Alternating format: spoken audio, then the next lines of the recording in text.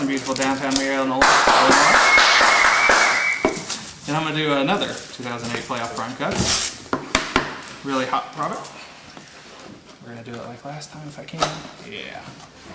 Main hit over to this side. Nice bottle.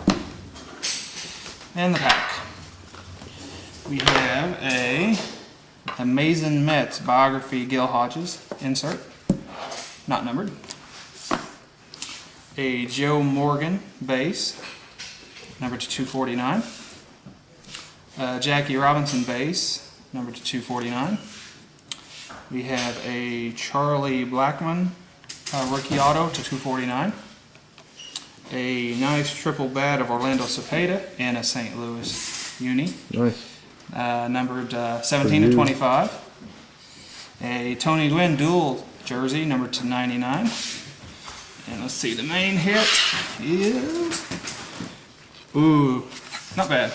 Gordon Beckham, prospect auto, numbered to 249. I know he's the poster boy for Donruss on a lot of products, so very solid box.